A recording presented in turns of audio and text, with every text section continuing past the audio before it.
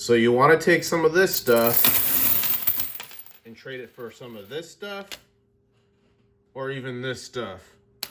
Don't do it.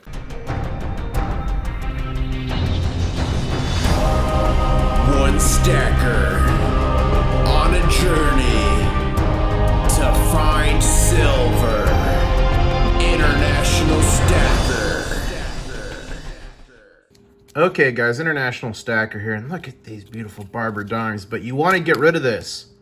Ladies and gentlemen, I have something very important to tell you, an emergency alert. But first, if you're not subscribed to my channel, please make sure to subscribe, smash the like button, and please share this video with others if you like my work. It helps me to beat the YouTube algorithm, get my information out there, and also helps my channel and helps me beat the YouTube algorithm, which I'm battling right now.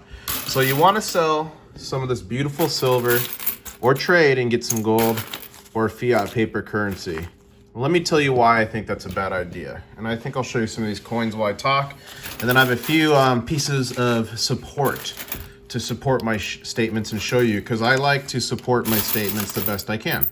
So I've been seeing a lot of YouTubers lately either selling their silver stacks outright or trading their silver stacks into gold.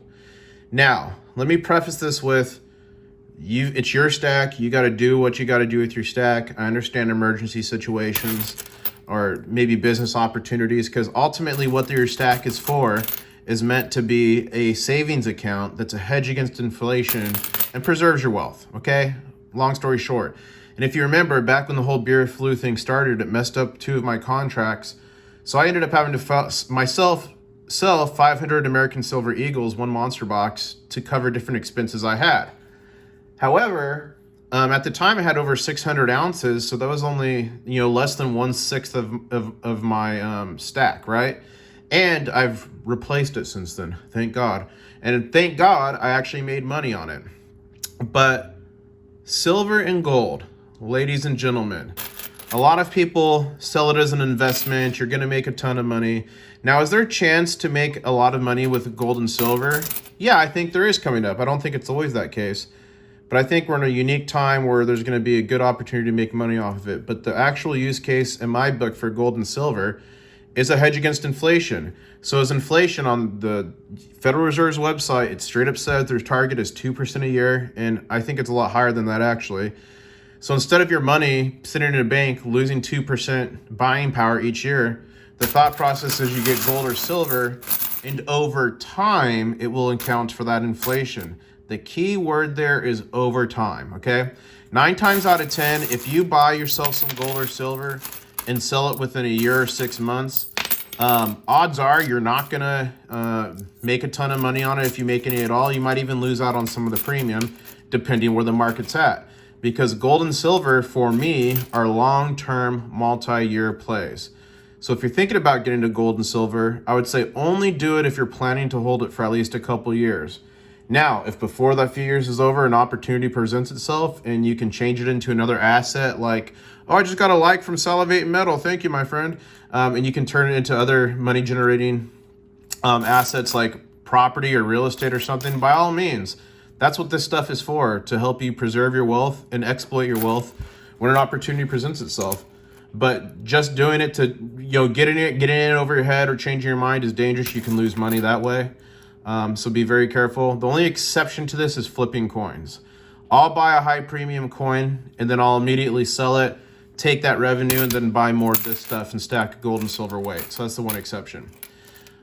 What I will tell you is that, and actually, I think I'll show you. When I say it's a hedge against inflation, what am I exactly talking about? I know many of you know this, but let me just show you some of these charts. A lot of people don't look at this. A lot of people say it's pointless to look at charts because everything's manipulated. Do I think it's manipulated? Yeah, but it's still important to know history. So the important thing is this chart only goes back to what, 1915? And we've had gold used as money before, like in Rome, before Roman times. So before the Roman Empire, it was called the Roman Republic, I think. So this is only like a little over the last 100 years, but you could see here, but guess what? $34 in 1944 was a whole lot more money back then. Money was backed by gold and silver in different aspects throughout history. The unique thing about this chart is we can inflation adjust it. So if you see here when this chart first started, it was around 482 of today's dollars. So when you inflation adjust it, it goes to today. So back then when it was like, what was that, 15 bucks? That's equal to like almost 500 today. And you can see how gold has gone through with different times in history, market crashes, wars, Hunt Brothers. That was the Hunt Brothers there. And then over here, the run up we had in 2011. Bam. And look, inflation adjusted, it's saying that was up 1,700 bucks. But when you take away the inflation, I'm sorry, I'm on gold. I'm on gold, don't shoot me, I'm on gold. But you get the point. So gold up to 1,700 bucks, okay? And that's interesting. I didn't realize there was a spike in 1980. Let's see, the Hunt Brothers was Feb 1980.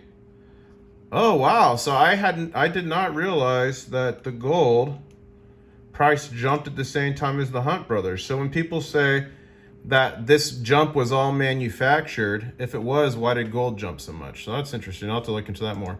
But if we look here in silver, and it's a little bit crazier, there's what silver looks like. It was $1.13 in 1918, and where it's gone today. And keep in mind, with some of this upward pressure, it's because silver is the best conductor of electricity. So let's adjust it for inflation. So in 1980, its high hit was equal to $118. That looks more like it. I was like $1,700. And then in 2011, 50, 55, 60. So technically, they didn't break 50, but technically did, right? And right now, we're around $17. So if you draw a line back, actually, yeah. If you draw a line back from here, we're almost back to prices in 1917. If you draw that line across, it's kind of crazy to do that. But I just wanted to show you guys this and show you the actual difference of gold and silver. So what's my point on this? Although we've been trending upward, you can see that for the most part, gold and silver is eating up, chopping up that inflation, okay? Does it mean it's gonna have up and down times? Yes, totally. But these are the times that you're gonna need to hold or play the market properly. And if we unadjust that for inflation, that's what it looks like. So it's kind of crazy to look at it that way. So back here when it was $4 in 1992, today's money, that's actually equal to about $6.79. So that's interesting. So I like to look at the history of things as well as trying to predict the future. But look at this as we've gone. I think it's a gold. Let me unadjust this for. Okay, it's unadjusted. Let me see. Look at all these. Gold actually has done really well. Look at all these winning years for gold in the green. Huh, interesting. But the point is, long term, hedge against inflation, preserving that buying power. I have a feeling that a lot of people who sold their silver or traded their silver in for gold are gonna look back and be like, man, that was a stupid move. Because never in the history of the world have we ever been in a situation we've been in now where we're at pretty much a point where the currency needs to change. If you ever watch Mike Maloney's videos, he shows that currency changes every 30 to 50 years. We're there. This currency's dead. We're spinning it into oblivion. And side note, well, maybe I'll cover that on a different video, but side note, maybe it's a good idea to spin it into oblivion and build up our infrastructure before everything falls apart. And guess what's going to happen when things fall apart? People are going to lose a ton of money, net value, liquidity. And the only way I think and believe to preserve that, and I'm not a financial advisor, look at my disclaimer in the description below, is something with 5,000 years of history, you know, of monetary, of being money or being something valuable. Look back in, you know, the Egyptian days and, you know, what they used gold for. And I believe they even thought gold was from the sky. I could be wrong on that. Mr. Monkey Swag, please correct me if I'm wrong. So anyways, I'll throw it back to you guys. What do you think? Did you agree with this little statement? And you know, I kind of made this for new stackers too, because I was worried that new stackers were seeing all these established YouTubers sell their silver and get out or go to gold. And I was worried that maybe you're like, oh, should I do that too? Should I get out of my silver? How about, don't lose faith. Remember the use case of silver.